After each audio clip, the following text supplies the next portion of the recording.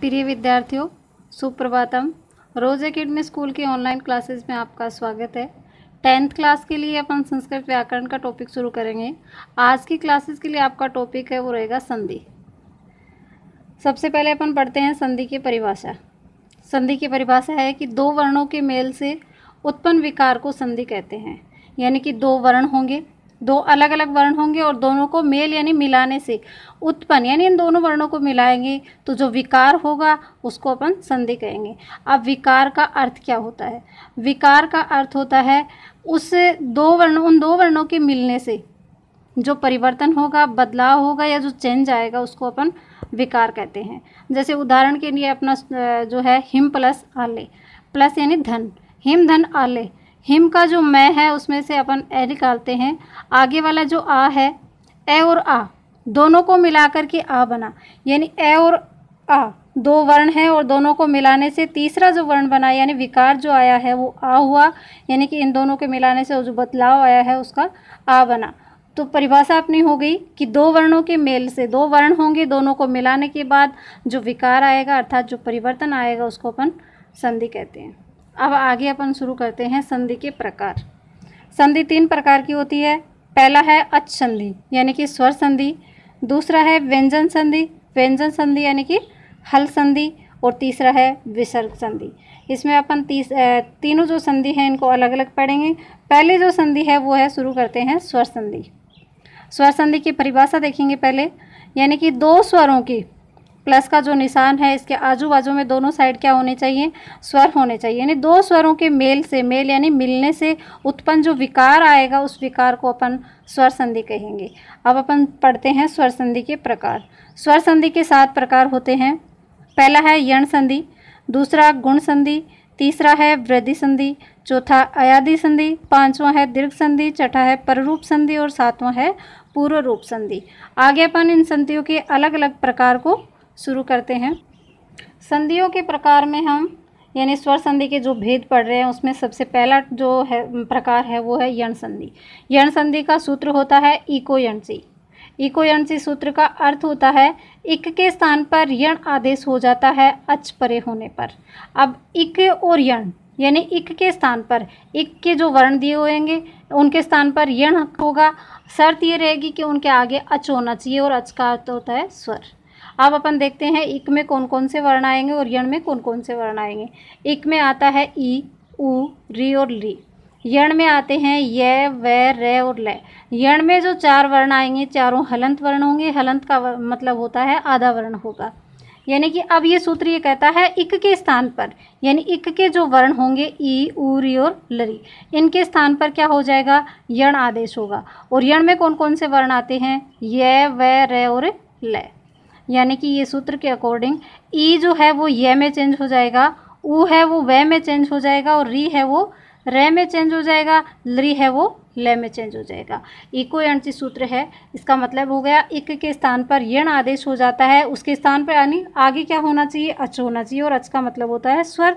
तो ये चीज़ अपनी कंप्लीट हो गई कि इक के स्थान पर यण आदेश होगा, इक के जितने भी वर्ण होंगे वो यण में चेंज हो जाएंगे। अब अपन इनकी पहचान पढ़ते हैं यानी कि उदाहरणों के लिए। ई जो है प्लस का निशान जो दिया हुआ मिलेगा यानी कि संधि विच्छेद जो दिया हुआ मिलेगा उसमें प्लस के निशान से पहले यानी कि धन जो दिया हुआ है उससे पहले क्या आना चाहिए? ई आना चाहिए। उसके बाद में असमान स्वर आना चाहिए। असमान स्वर क्या होता है? यानी ई को छोड़ करके ई और बड़ी ई और बड़ी ई दोनों को छोड़ करके उसके सामने कोई भी स्वर आएगा वो क्या होगा? असमान स्वर होगा। यानी ई के सामने ई नहीं आना चाहिए। ई और बड़ी ई के अलावा कोई भी स्वर आ सकता है, वो क्या होगा? असमान स्वर। ये इनकी शर्त रहेगी कि प्लस के निशान से पहले ई या बड़ी ई होनी चाहिए और प्लस के निशान के बाद में असमान स्वर आता है तो जो पहले वाला ई है वो किस में चेंज हो जाएगा? ये में। और ये भी आपका क्या रहेगा? आधा ये यानी हलंत वर्ण रहेगा। ऐसे ही उ के सामने असमान स्वर आएगा तो उ जो है वो किस में चेंज हो जाएगा? व में। ऐसे ही री के बाद में असमान स्वर आना चाहिए तो जो री है वो र में चेंज हो जाएगा। लरी है, लरी के सामने असमान स्वर आएगा तो लरी है वो ल में चेंज हो जाएगा। अब अपन चारों ये जो सूत्र दिए हुए हैं इनके अलग अलग उदाहरण पढ़ते हैं। पहला जो सूत्र है यानी कि उदाहरण के लिए सूत्र अपना ये रहेगा कि ई है फिर प्लस का निशान आना चाहिए, बाद में असमान स्वर आएगा, तो जो ई है वो किस में चेंज हो जाएगा, ये में। इसके लिए अपन उदाहरण पढ़ते हैं। उदाहरण अपना दिया हुआ है प्रतिधन एकम। अब देखो प्रति जो है इसमें तय जो है यानी ती की मात्रा दी हुई, इसमें कौन सा स्वर मिला हुआ है, ई। ई को अपन बाहर निकाल लेते हैं। आगे एकम दिया हुआ है और एकम का जो पहला वर्ण है उसमें ये ए जो है वो स्वर है। शर्त अपनी पूरी हो रही है कि प्लस के निशान से पहले क्या आना चाहिए, ई आना चाहिए, तो इसमें ई आ रहा है। आगे असमान स्वर आना चाहिए, यानी कि ई को छोड़ के इसके अलावा कोई भी स्वर आ सकता है, तो इसमें ए स्वर दिया हुआ है। शर्त अपनी पूरी हो गई, तो ये चेंज किस में हो जाएगा, ई चेंज होगा, और ई चेंज किस में होगा, ये में। ई को ये में चेंज कर देते हैं। अब पीछे जो बचता है यानी कि पे का पे बच गया, पे के नीचे रे दिया हुआ है, ती में से अपन ई को बाहर निकाल लेते हैं, तो आधा तय बचेगा पीछे। अब ई को ये में चेंज कर दिया, ये यहाँ लिख दिया, आगे वाला शब्द आगे दिया हुआ है एकम। अब इसको मिला के लिख देंगे, प्र आधा तय लिख दिया, ये आधा है और ये के आगे स्वर दिया हुआ है, ये इसमें मिल जाएगा, ये में ए की मात्रा चली जाएगी, शब्द अपना बनेगा प्रत्येकम। इसका अगला उदाहरण इति धन आदि। ती जो है इसमें ई दिया हुआ है, आगे शब्द दिया हुआ है आदि। अब ई जो है अपन शर्त देखते हैं कि अपना जो सूत्र है उदाहरण के लिए उसमें मैच हो रही है क्या, तो ती में ई दिया हुआ है, इसको बाहर निकाल लिया। आगे आदि जो शब्द दिया उसका पहला जो वर्ण है वो क्या है, आ, तो आ स्वर हो गया। अपना ये सूत्र ये कहता है कि ई आना चाहिए प्लस के निशान से पहले और बाद में क्या आना चाहिए, असमान स्वर। ये आ गया, ई के सामने आ दिया हुआ है, यानी ई को छोड़ के दूसरा स्वर दिया हुआ, तो असमान स्वर हो गया। शर्त अपनी कंप्लीट हुई, तो अब इसको चेंज कर देते हैं अपन। तो ई को चेंज किस में करेंगे, ये में चेंज किया, तो पीछे जो बचा है उसको लिखेंगे, ई का ई लिख दिया, तय में से ई बाहर निकाल लिया था, तो आधा तय बच गया। ई को अपन किस में चेंज कर रहे थे, ये में, ये चेंज कर दिया, यहाँ लिखेंगे।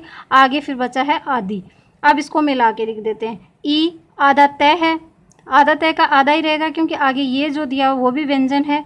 अब आधा तय लिख दिया, ये के बाद में स्वर दिया हुआ है तो वो इसमें मिल जाएगा, शब्द अपना कंप्लीट होता है इत्यादि।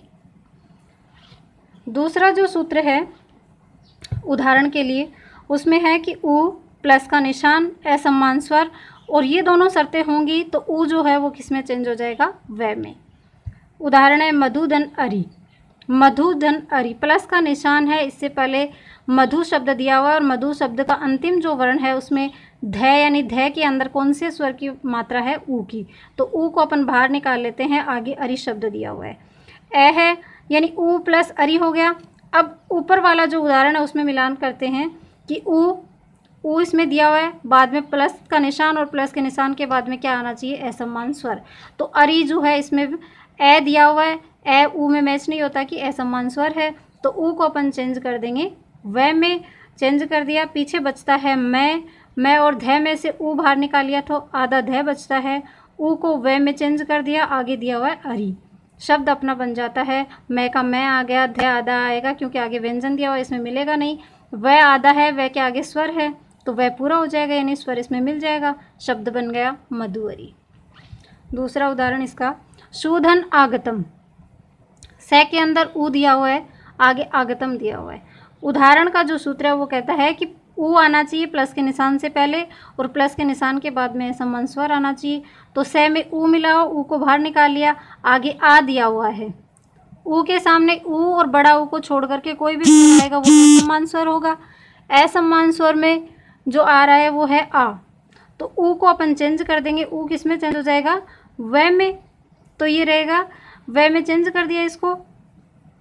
से में से ऊ बाहर निकाल लिया, पीछे आधा से बचा, फिर व में चेंज हो गया, आगे आगतम दिया हुआ है। अब इसको मिला के लिख देंगे, आधा से हो गया, व आधा है लेकिन आगे स्वर दिया हुआ इसमें मिल जाएगा तो वाह बन गया, और गतम पूरा शब्द बनता है स्वागतम। अब इसका तीसरा जो टॉपिक अगला उदाहरण है वो अपन शुरू करते हैं। तीसरा उदाहरण, तीसरे में है री प्लस असमान स्वर, और री के सामने असमान स्वर आएगा तो वो चेंज हो जाएगा रे में। उदाहरण इसका रहेगा मातृधन अंश। मातृ का तय के नीचे जो री दी हुई है उसको री को बाहर निकाल लेंगे तो री आ जाएगा, आगे दिया हुआ अंश। अब री जो है यानी कि उदाहरण ये बोल रहा है कि प्लस के निशान से पहले री आना चाहिए, बाद में असमान स्वर आना चाहिए, तो री आ गया और री के सामने प्लस के निशान के बाद में अंश जो दिया हुआ है उसमें असमान स्वर यानी ए दिया हुआ है। री को छोड़ करके कोई भी स्वर आएगा वो असमान स्वर होगा, तो यहाँ पर ए दिया हुआ है। सूत्र अपना कंप्लीट हो गया। अब री को अपन किस में चेंज करेंगे? रे में। अब री को रे में चेंज करने के बाद पीछे वाले वर्ण जो है, माँ का माँ पूरा आ गया, तय दिया हुआ है, आधा बचा क्योंकि री को बाहर निकाल लिया। फिर रे, री यानी रे में चेंज हो गया, आगे है अंश। अब देखो माँ का तो माँ लिख देंगे, तय और रे और ए ये तीनों जो मिलेंगे, तय, रे और ए, ये तीनों मिलने के बाद क्या बनेगा? त्रय जो बनता है, इन तीनों को मिलाने के बाद त्रय बनेगा और आगे श दिया हुआ है। शब्द अपना कंप्लीट होता है मात्रंश। इसी का दूसरा उदाहरण, पितृधन आदेश। पितृधन आदेश में री यानी तय के अंदर जो री मिला हुआ है और आगे दिया हुआ है आदेश। तय में जो री मिला हुआ है उसको बाहर निकाल लेंगे, आगे शब्द अपना आदेश दिया हुआ है। आदेश का पहला जो वर्ण है वो आ है, तो सूत्र का कंप्लीट हो रहा है अपना कि री प्लस के निशान से पहले री आना चाहिए, बाद में असमान स्वर आना चाहिए। तो री को किस में चेंज कर देंगे? रे में। री को रे में चेंज कर दिया। अब अपन देखते हैं, पी का पी लिख देंगे, तय में से यानी री बाहर निकाल लिया, आधा तय बच गया। री को अपन रे में चेंज कर रहे हैं और आगे शब्द दिया हुआ आदेश।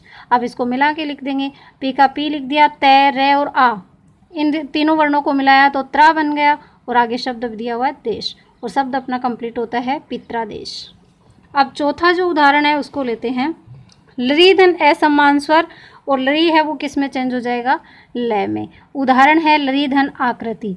अब लरी का जो है वो किस में चेंज हो जाएगा? लय में, यानी लरी लय में चेंज हो गया, आगे आकृति शब्द दिया हुआ है, लय आधा है, इसके आगे स्वर आ रहा है आ, तो शब्द अपना बन जाएगा लाकृति। इसी का दूसरा उदाहरण, लरी धन आदेश। लरी लय में चेंज हो गया, आगे शब्द है आदेश, लय आधा है, आदेश का आ जो स्वर है वो इसमें मिल जाएगा और शब्द बन जाता है लादेश।